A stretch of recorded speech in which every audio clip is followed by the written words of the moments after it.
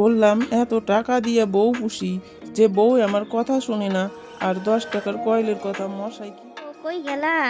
বললাম এদিকে একটু আসো তো। বলি দিন দিন মশার উৎপাত বেড়েই চলছে, সেদিকে কি তোমার কোনো খেয়াল আছে? এত টাকা দিয়ে কি কয়েল আনো যে কয়েলের কথা মশাই শোনে না? বললাম এত টাকা দিয়ে বউ পুষি, যে বউ আমার কথা শুনে না, আর 10 টাকার কয়েলের কথা মশাই কিভাবে শুনবো। কি?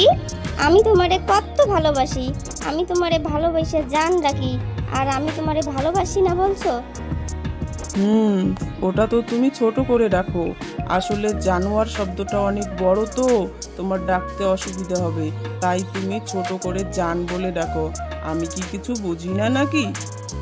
হুম, কি বললে? তোমার সাথে বিয়ে না হয়ে যদি আমার কোনো রাক্ষসের সাথে বিয়ে হতো তাহলে বোধহয় ভালো হতো। রে পাগলি, তোমার সাথে তো রাক্ষসের বিয়ে না হওয়ারই কথা ছিল, কারণ রাক্ষসের সঙ্গে তো আর রাক্ষসের বিয়ে হয় না।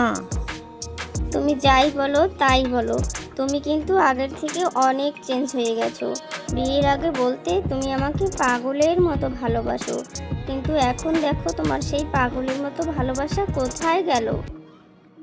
বিয়ের আগে আমি পাগল ছিলাম, কিন্তু এখন আমি সুস্থ হয়ে গেছি। হুম, যদি আমি সেই দিন আমার মায়ের কথা শুনতাম আর তোমাকে বিয়ে না করতাম, তাহলে আজ আমায় এই দিন দেখতে হতো না। তার মানে তোমার মা আমার সাথে তোমাকে বিয়ে বসতে বারণ করেছিল? হ্যাঁ গো, হ্যাঁ। হায় হায়, আমি এতদিন শুধু শুধুই ওনাকে খারাপ ভাবতাম।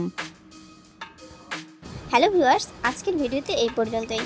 আপনারা যদি পরবর্তী পার্ট দেখতে চান তাহলে অবশ্যই চ্যানেলটিকে সাবস্ক্রাইব করবেন এবং কমেন্টে তা লিখে জানাবেন। ধন্যবাদ।